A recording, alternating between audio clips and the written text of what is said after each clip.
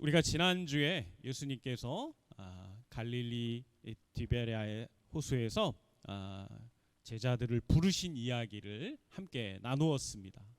예수님께서 정말 멋진 어부들을 부르셔서 사람을 낚는 어부로 삼으시겠다며 그들에게 콜링을 하셨고, 그들 모두는 예수님의 부르심에 즉시 순종하면서 예수님과 함께 이제 사역을 시작하게 됐습니다. 예수님께서는 이제 혼자가 아니라 여럿이 함께 있어서 그런지 이제 본격적으로 정말 사역을 시작하시는 모습을 오늘 우리는 보게 됩니다. 예수님께서는 특별히 이 가버나움 지역이 갈릴리 호수 주변에 있었기 때문에 갈릴리 호수 주변을 돌아다니시면서 오늘 가르치시고 전파하시고 치유하시는 사역들을 하셨다는 이야기를 우리는 보게 됩니다.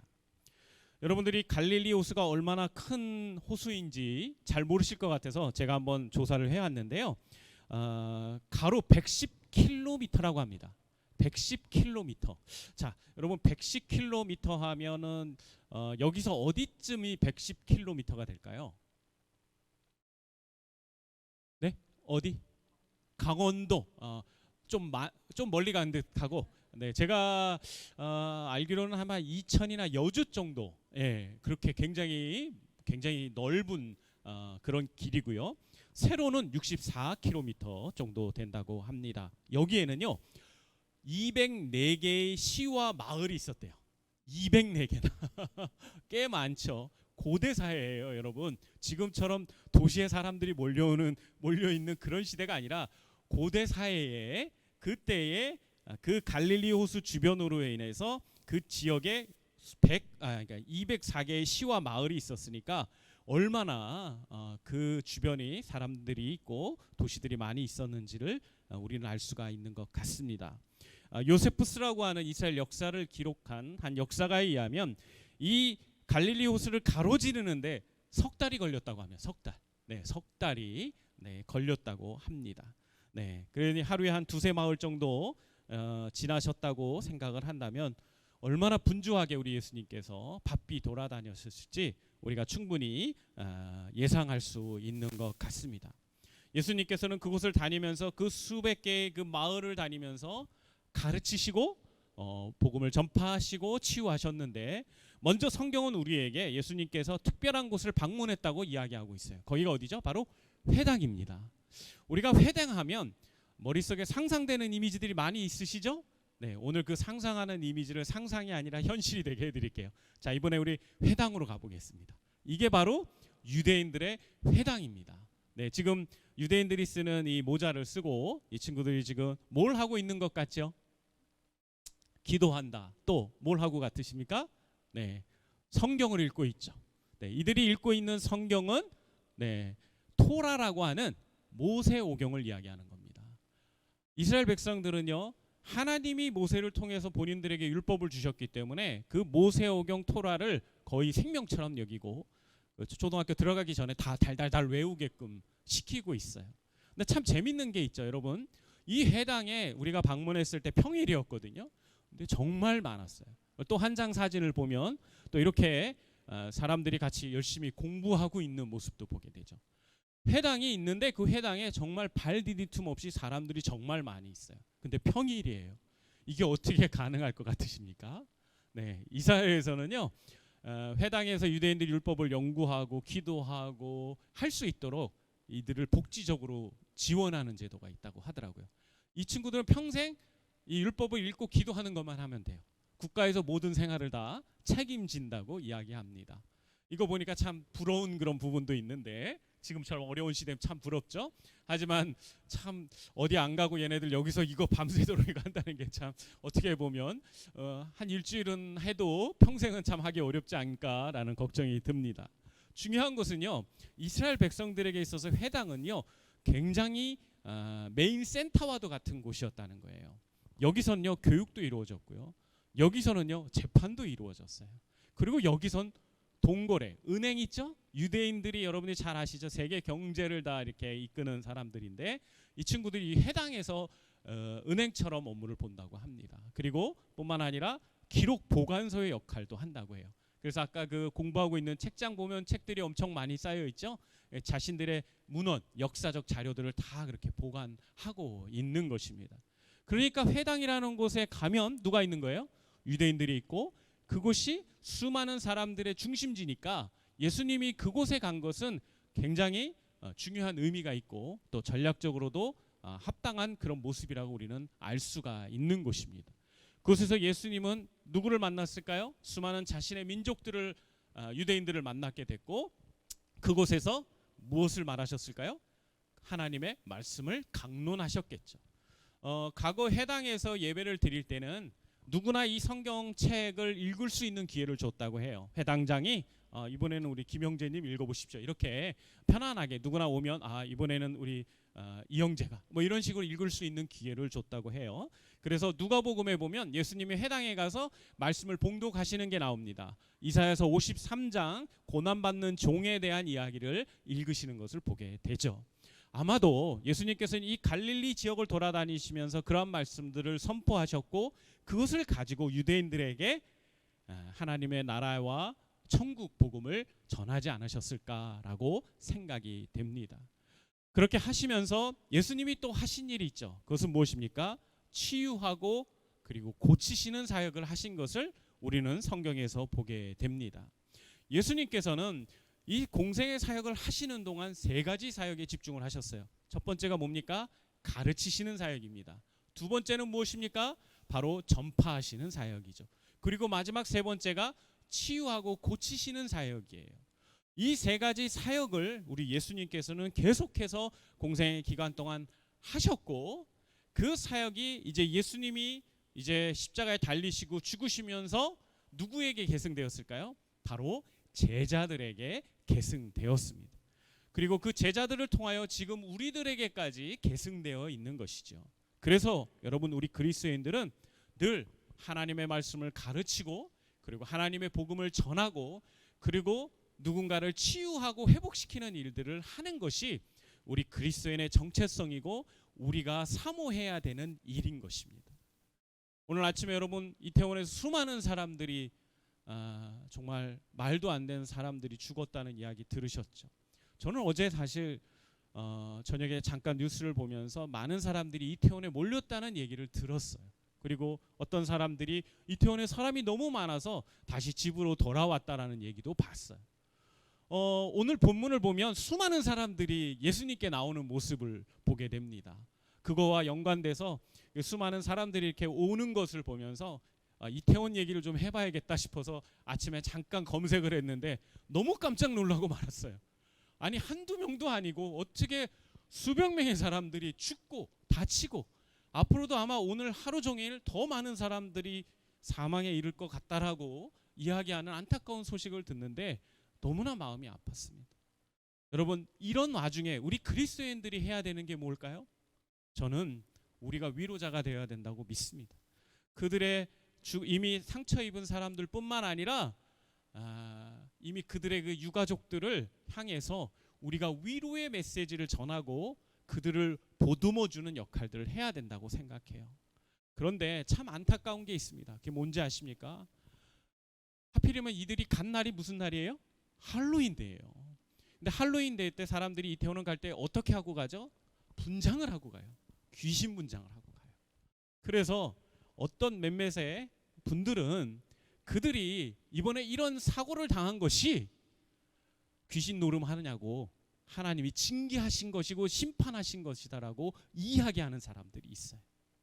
여러분, 이게 지금 현대인들에게 이러한 메시지가 교회나 또 우리 성도들을 통하여 비판되고 이야기된다면 이게 어떤 반향을 불러일으키실 것 같습니까? 과연 그들이 그걸 그냥 받아들일까요? 아무도 받아들이지 않을 거예요. 정말 그런 부분이 있다고 하더라도 아마 그런 태도를 가지고 있는 우리들을 향하여 도리어 정죄하고 비난할 것입니다. 여러분, 우리는요, 아픔을 보면서 함께 울어줘야 되는 사람들입니다. 아멘이십니까? 누군가 아파하고 힘들어하면 내 아픔처럼 느끼며 그와 함께 울고 그와 함께 위로의 따뜻한 말을 던질 수 있는 사람들이 되어야 되는 거예요. 뭔가 남들이 불행을 겪고 뭔가 정말 그들이 잘못하고 실수해서 큰 고통 가운데 빠지게 되더라도 우리는 먼저 그들을 재판하는 자가 아니라, 그들을 심판하는 자가 아니라, 그들과 함께 동행하는 자로서 그들을 위로할 줄 아는 자들이 되어야 되는 줄 믿습니다.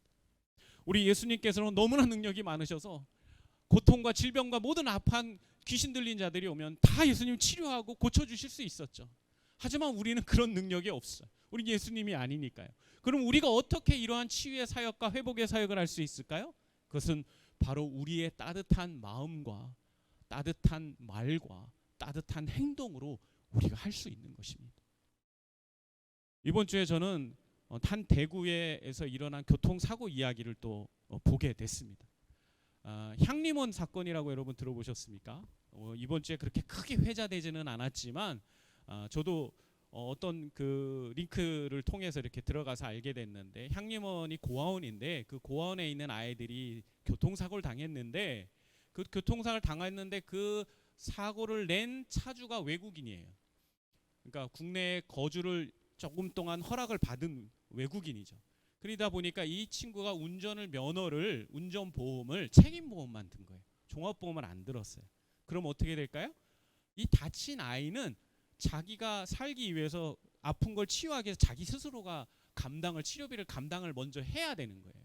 왜냐면 이게 보험이 안 되니까. 왜냐면 외국인한테 고소고발해서 받아야 되는데 그게 얼마나 어려운 과정인지 여러분 잘 아시잖아요. 시간도 오래 걸리고. 그런데 그 아이들은 부모가 없는 고아들인 거예요. 향림원에 있는 아이들인 거예요. 그래서 너무나 큰 그런 아픔과 어려움 가운데 있는 그 아이들을 위해서 많은 사람들이 한 커뮤니티에서 그들을 후원하고 돕고 하는 이야기를 제가 봤습니다. 전 그 이야기를 보는데 너무너무 처음에는 안타까운 생각도 들었지만, 그 커뮤니티에 있는 수많은 사람들이, 한 200명인가 300명의 사람들이 이 사건의 이야기를 듣고 같이 공유하고 아파하면서 물질을 송금했다, 이 치료비를 써달라고 부탁을 드렸다라면서 한 이야기의 게시글을 봤어요. 전 깜짝 놀랐습니다. 수백 개의 게시글이 올라와 있었어요. 릴레이처럼. 그걸 보면서 야, 이들이 무슨 그리스도인인 줄 알았어요.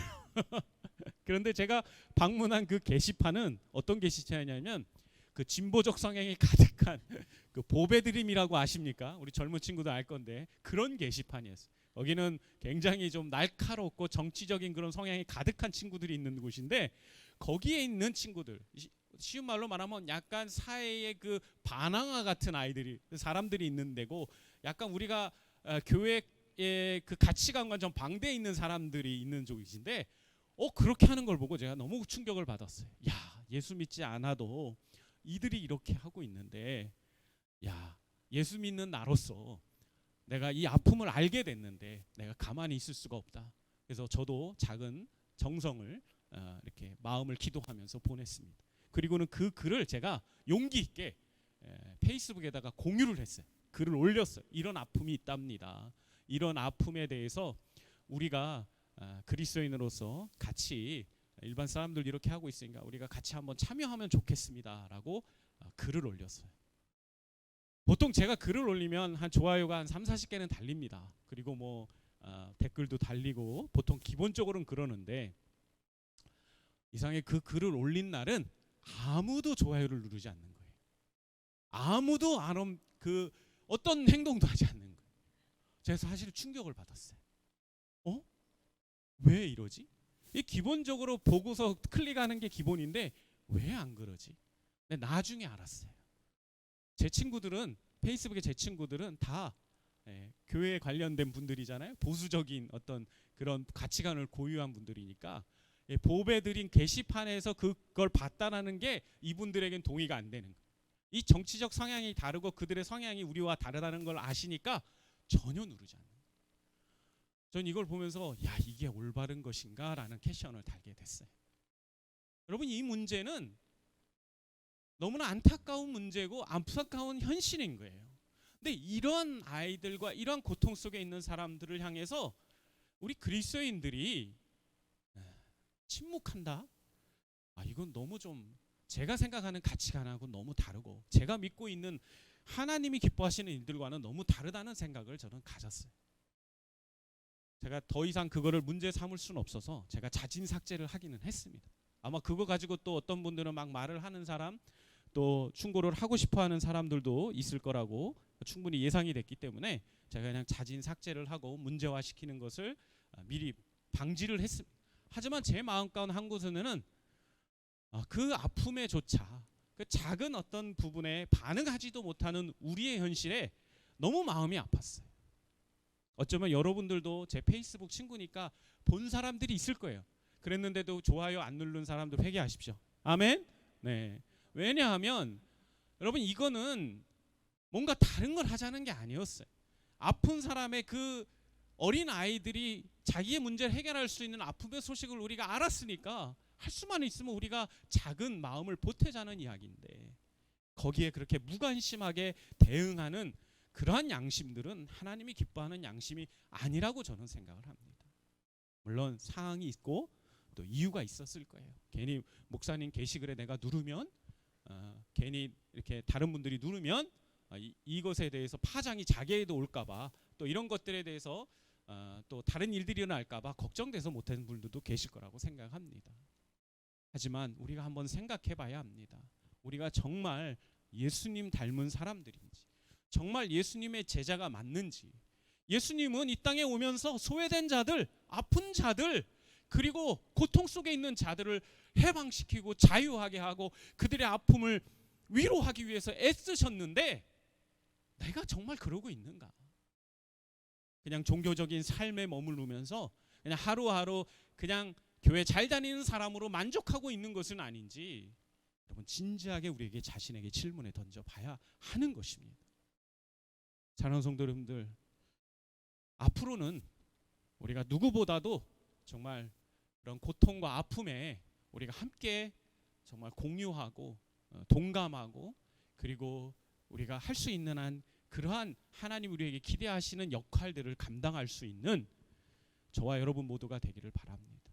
그러고 보니까 참 이번 주는 이 설교 본문도 그렇고 그 이태원 사건과 그 향림원 사건도 그렇고 사실 이번 주에 목사님 로잔 컨퍼런스 다녀왔잖아요.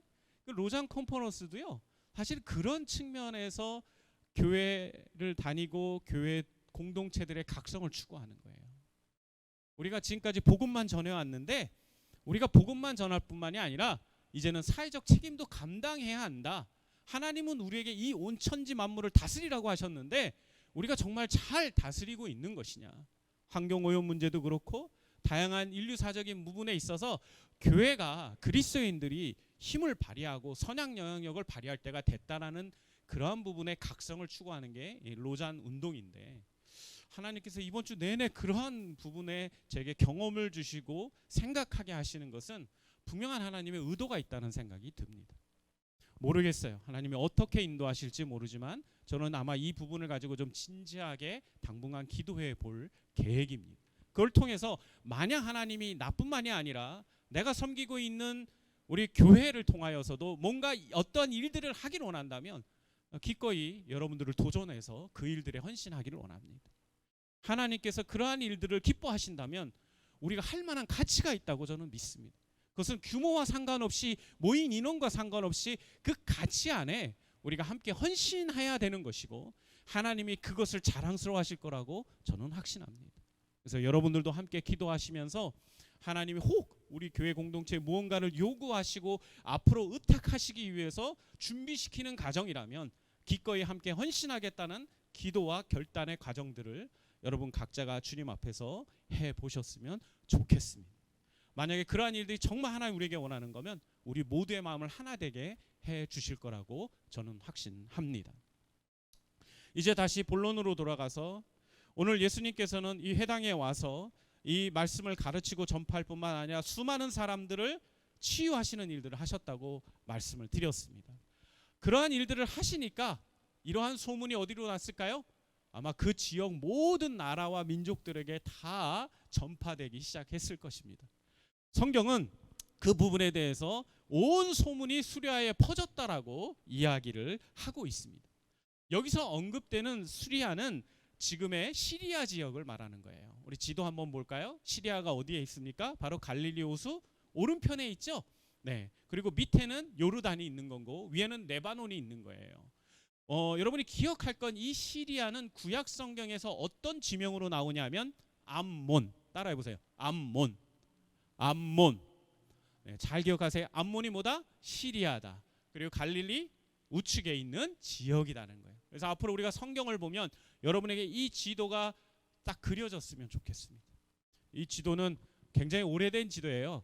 최근에 만들어진 지도는 아니지만 제가 가지고 있는 성서 지도 중에 제일 입체적이고 가장 핵심적인 성경에 나오는 지도 이 부분만 딱 있는 거예요. 그래서 여러분들이 이 지도를 딱 피고 성경 공부를 하면 아마 충분히 성경 지명을 이해하는 데 큰 도움이 될 겁니다. 그래서 오늘 설교 마치면 제가 이 지도 이 위에부터 아래까지 전부를 카톡에 올려드릴 테니까 꼭 저장해 놨다가 성경 볼 때마다 지명 나오면 한 번씩 확인하고 이 부분을 꼭 생각해 보시기를 바랍니다. 여러분, 이 시리아는요, 구약 성경에서 말씀드린 것처럼 아람으로 하는 지역으로 언급되고 있는데 대부분의 역사에서 역사책에서 시리아라고 언급을 할 때는 이게 한 지명을 가리키기보다는 한 나라를 가리키기보다는 이 시리아 문화 전체를 이야기하는 거예요. 시리아의 문화에 영향을 받은 이 지역들 전체를 이야기하고 있는 것입니다. 우리에게 익숙하진 않지만 이 시리아 문화는 굉장히 고대 인류 문명에 큰 기여를 한 문화입니다. 그래서 여러분 메소포타미아 문명 들어보셨죠? 네. 그리고 아마 히타이트 문명도 들어보셨을 거예요. 히타이트 문명은 그 철기 문화가 시작된 그 문명을 이야기하는 겁니다. 이 메소포타미아 문명이나 히타이트 문명이 다 이 시리아의 문화에 영향을 받았다는 거 하는 게 고고학계의 정설인 것입니다. 결론은 무슨 얘기냐면 그냥 단순하게 한 나라 민족이 아니라 이스라엘 주변에 관련돼 있는 소아시아 전 지역에 예수님에 관련된 소문이 퍼졌고 거기서 수많은 사람들이 예수님께 몰려오기 시작했다는 거예요. 그리고는 그들을 예수님께서 다 치유해 주셨다고 성경은 기록하고 있다는 거예요. 우린 여기서 깜짝 놀란 부분들을 발견해야 되는데 그건 무엇입니까? 예수님이 이러한 수많은 사람들을 모두 다 치유하셨다는 거예요. 어떤 한 사람도 거부하거나 거절하거나 치유 못하신 게 아니라 모든 질병들을 다 고치셨다는 거예요. 이것은 두 가지 우리에게 교훈을 줍니다. 첫 번째 무엇입니까? 하나님의 능력에 대한 교훈을 주는 거예요. 우리 예수님은 하나님의 아들이시고 진정한 메시아이기 때문에 모든 인간의 악한 질병과 연약함과 귀신 들린 모든 것들, 영적인 질병, 육체적인 질병 그 모든 것들을 치유하고 고치실 수 있는 진정한 하나님의 아들이심을 성경이 우리에게 교훈하고 있는 것입니다. 그러게 우리는 동일하게 우리의 삶에 나타나는 어떠한 질병도 주님이 고치실 것을 믿어야 합니다. 아멘이십니까? 나는 못해도 의사는 못해도 주님은 하실 수 있다는 걸 믿어야 된다는 거예요. 아멘. 그러면 여러분이 실제로 이제 또 하나 믿어야 되는 게 있어요. 지금 우리 주변에 우리에게 가까운 우리 사모님이 지금 암 투병을 하고 있죠. 하나님이 사모님을 암에서 치유해 주실 거라고 여러분 믿으십니까? 아멘이십니까? 믿어야 합니다. 비록 사모님이 이번 주 동안에 아주 중요한 결정을 새롭게 하셨어요. 여러분이 아시지만 11월 말에 사모님이 원래 항암 치료를 들어가려고 했습니다. 근데 항암 치료에 대해서 공부해보고 주변에 항암 치료를 받으신 분들의 얘기를 들으니까 항암 치료는 암세포만 공격하는 게 아니라 인간의 몸의 면역 세포들도 함께 공격하기 때문에 필연적으로 큰 고통을 수반하고 필연적으로 그 체력이나 여러 가지 상황들이 안 좋아지기 시작을 한대요. 저는 방사선 치료만 그런 줄 알았는데 그게 아니라 그 약물 치료와 이런 모든 항암 치료가 다 그런 부작용들을 가지고 있다고 이야기를 합니다. 그래서 심지어 여러분의 잘 아시는 무슨 황성주 박사님이라고 계신데 우리나라 기독교계 목사이면서 의사이시면서 암 환자들을 많이 돌보시는 분인데 이분이 이제 영상을 저도 강의 영상을 아내가 보여줘서 봤는데 사모님 케이스 같은 경우에는 도리어 항암 치료보다는 이제 면역력을 키우는 치료가 훨씬 더 효과적이고 그것을 통해서 몸속 뿌리를 내리고 있는 암 세포들을 잘 관리하는 것이 더 합당하다라고 이해하는 것을 보게 됐어요. 그래서 사모님께서 그러한 부분들을 알고 또 자료를 찾고 또 주변의 암 환자들 그 이야기를 듣고 사모님께서 항암 치료를 좀 더 연기하기로 결정을 하셨어요. 그래서 먼저는 약물 치료와 또 병원에서 뭐 여러 가지 면역력을 키우는 치료들 주사들 이런 걸 맞고 좀 더 상황을 지켜보면서 그걸 통해서 관리가 되면 항암 치료를 안 받을지만 만약에 조금이라도 그런 걸 계속 하는데도 안 된다면 그때는 바로 항암 치료를 들어가기로 약속을 하고 사모님이 11월 말에 항암 치료 시작하는 것을 연기하기로 잠정 연기하기로 그렇게 결정을 하셨습니다. 저는 사모님의 이 이야기를 들으면서 처음엔 조금 걱정을 했어요.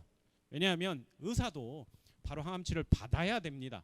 선택권을 주지 않고 받아야 합니다라고 말했기 때문에 저는 사실은 의사의 권면을 받아들이는 게 맞다고 생각을 합니다. 그리고 받다가 도저히 사모님이 힘들어하면 그리고 몸이 못 견디면 중지하고 다시 뭐 면역력을 키우거나 또 다른 병원에서 뭐 이런 필요들을 받아서 항암을 다시 이어가야 되지 않을까라는 생각을 가지고 있어요. 하지만 사모님께서는 그러한 부분들이 도리어 이제 어떤 이 여러 가지 전문가의 의견과 또 이런 경험담들을 통해서 그거보다는 다른 방법이 훨씬 더 효과적일 수 있다라고 생각을 했고 그렇게 결정했기 때문에 저 역시 동의하면서 그것을 수용하기로 했습니다. 그러면서 하나님 앞에 기도하면서 하나님이 제게 그렇게 도전해 주시는 것 같았어요. 약이 아니라 어떤 치유의 그런 부분들이 아니라 먼저는 나를 믿고 하나님께서 붙들어 주실 거라는 것을 확신을 갖고 나아가야 된다라고 제게 도전을 주셨습니다. 저는 오늘 이 본문 말씀을 보면서도 그러한 부분에 다시 한번 제 스스로에게 도전하고 그렇게 믿고 나아가고 싶습니다. 그러니 여러분들도 저와 함께 그러한 믿음을 가지고 나아가 주셨으면 좋겠어요. 어쩌면 사모님이 항암 치료를 거부하는 것 같은 인상을 여러분 받으실 수도 있는데 전혀 그건 아니고 사모님 먼저 많은 사람들의 경험담과 전문가 의견을 참고해서 몸을 건강하게 만드는 과정들을 한 후에 그러한 부분으로 암을 한번 다스려보고 그리고 기도하면서 다스려보고 그것이 만약 잘 안 되면 그때는 의사의 권면대로 그렇게 치료를 시작하기로 했으니 여러분들이 그러한 부분들을 믿음으로 좀 기도해 주시면서 함께 마음을 합쳐 주시면 좋겠습니다. 물론 그런 부분들 때문에 앞으로 사모님의 투병 기간은 상당 기간 길어지게 될 거예요. 그리고 그러한 부분들을 보완하기 위해서 사모님이 체력을 잘 쉬면서 또 그 기간 동안에 그 기간을 잘 선용할 수 있도록 여러 가지 보완책을 또 저는 준비를 할 계획입니다. 이런 부분들이 참 결정이 나면 우리 성도들에게도 좀 알리고 기도 부탁을 할 테니까 그때까지 여러분들 함께 기도해 주시길 부탁을 드립니다. 오늘 제가 첫 번째 예수님께서 이 수리아 몬든 지역에서 온 병자들, 약한 자들 고치신 이야기를 통해서 예수님의 능력에 대한 얘기를 했죠. 또 한 가지 꼭 이야기하고 싶은 게 있어요. 그건 뭐냐면요. 여러분들이 잘 아시지만 유대인들은 지독한 선민 사상에 빠져 있었다는 거예요. 그들은요 자신의 민족이 최고고 다른 민족은 뭐라고 얘기했죠? 이방 민족이라고 표현을 했어요. 뭐 다른 나라 민족도 아니로 우리나라가 과거에 조선시대나 이런 좀 옛날 시대 때는 일본 사람들이나 이런 다른 타국을 향하여서 뭐 좀 다른 좀 비하는 말을 썼잖아요. 오랑캐라든지 이런 말들을 쓴 것처럼 이들도 그러한 사고 가운데서 다른 나라 민족들을 향하여서 이방 민족으로 편하고 배타적인 성향을 가지고 있었죠. 예수님도 유대인이셨잖아요. 그렇지만 예수님은 그런 배타적인 성향을 갖지 않고 계셨어요. 그래서 다른 수많은 이방 민족에게서 온 그 환자들을 향하여서 차별하지 않고 예수님은 그 치료의 능력을, 치유의 능력을 행하셨다는 사실이에요. 우리는 이것을 보면서 예수님이 모든 사람들을 사랑하시고 모든 민족의 하나님이시라는 것을 우린 다시 한번 확인하게 되는 것입니다. 그리고 또한 그러면서 우리 역시 예수님을 본받아서 차별하지 않아야 됨을 우리가 다시 한번 교훈받을 수 있는 것 같습니다. 지금 우리나라의 난민들이 갈수록 많아지고 있죠. 타민족 사람들이 갈수록 많이 와서 이 나라에서 일하면서 공부하면서 많은 사람들을 보게 됩니다. 예전에는 우리나라를 단일 민족이라고 한민족이라고 표현했어요. 근데 지금은 그 비율이 완전히 무너졌습니다. 지금은 모든 민족들이 참 골고루 섞여 있는 그런 나라의 형태가 되었다고 인류 사학자들이 벌써 이야기를 하고 있어요. 이런 와중에서 우리가 특별히 그리스도인인 우리가 타 문화권, 타 민족의 사람들이 우리 주변에 살게 될 때, 우리의 옆에 있을 때 우리가 그들을 어떻게 대해야 되는지를 우리가 한 번쯤 생각해 봐야 한다고 생각합니다.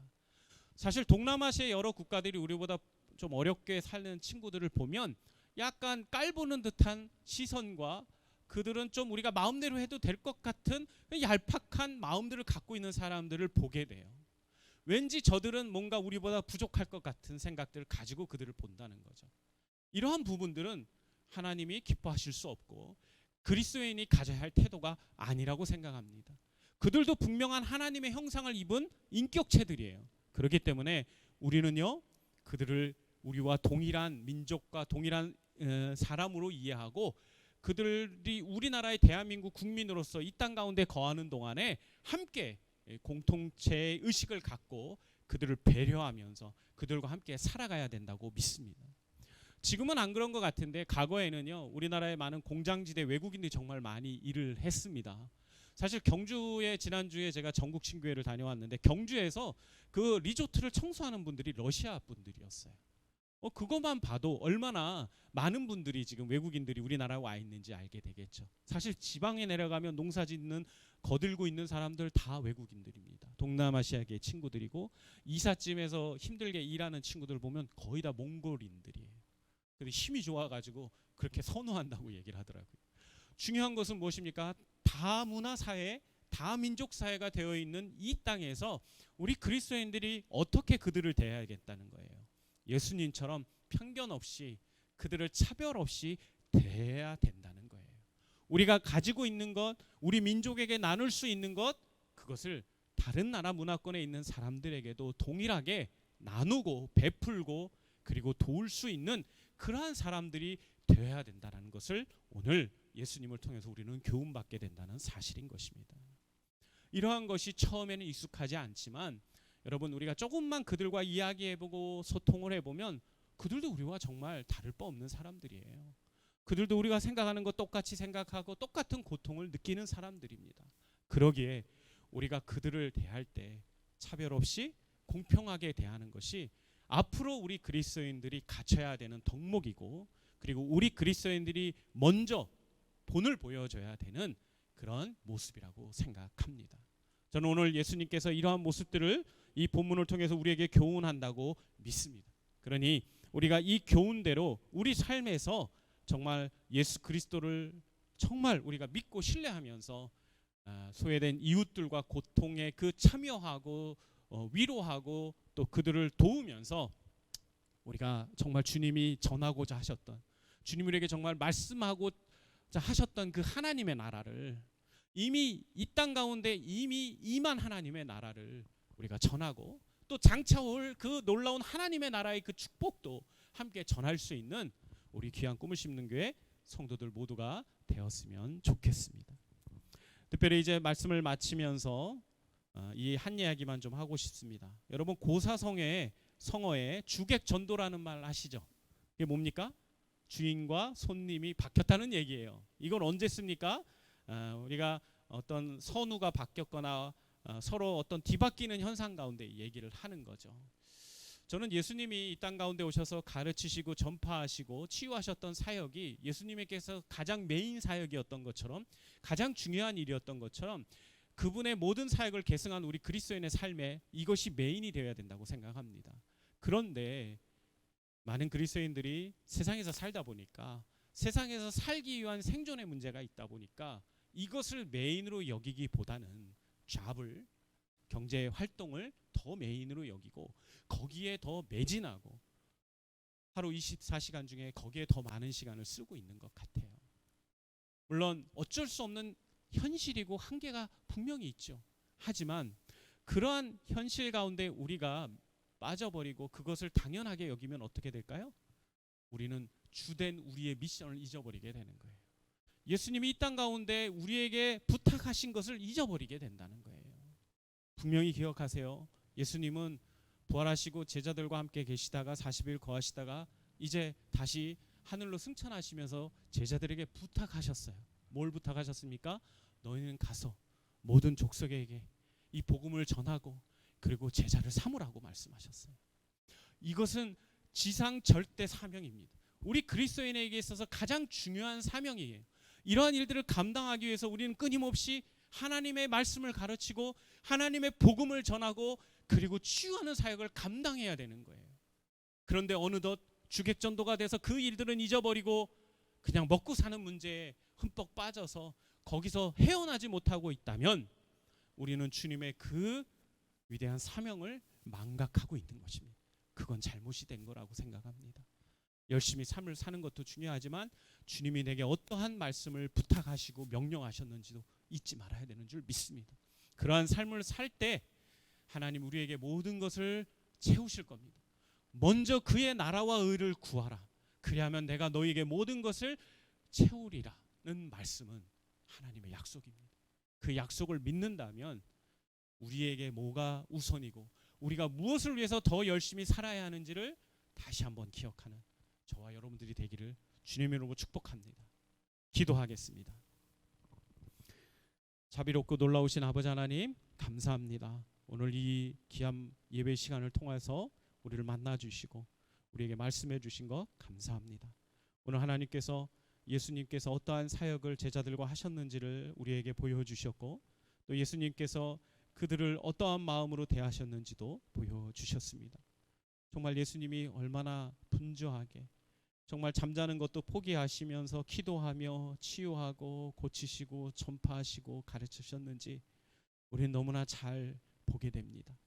예수님이 그러한 삶을 사셨다면 그분의 모든 것을 계승한 그의 제자들 그리고 우리들 또한 그러한 삶을 사는 것이 당연한 것이 아닐까 생각이 됩니다. 주님, 우리가 이 땅 살아가는 동안 우리에게 허락된 그 삶의 자리에서 우리가 정말 주님을 잘 본받고 주님이 기대하는 삶을 살게 하여 주시기를 원합니다. 주님이 많은 사람들을 치유하고 고치셨던 것처럼 우리도 많은 사람들의 아픔을 보듬어 안아줄 수 있는 사람들이 되고 이 땅에 와 있는 수많은 다민족과 다문화권에서 온 사람들을 차별 없이 공평하게 대할 수 있는 그런 그리스도인들이 되기를 바랍니다. 그러한 삶이 그냥 단 한 번의 결단으로 되지 않는 것 압니다. 우리에게 지속적으로 그러한 말씀의 교훈을 들려주시고 앞으로 우리의 교회가 우리 성도들 각자가 어떻게 세상 가운데 빛과 소금의 역할을 감당해야 되는지 어떻게 우리가 하나님의 영광을 드높여야 되는지 깨닫게 하여 주시고 우리가 그 삶에 좀 더 마음을 드리고 좀 더 물질을 드리고 좀 더 우리의 재능과 은사를 드리는 귀한 성도들 되게 도와주시옵소서. 오늘 이 귀한 말씀이 우리 성도들의 심장 가운데 오래도록 깊숙이 기억되기를 바라며 예수님의 이름으로 기도합니다. 아멘.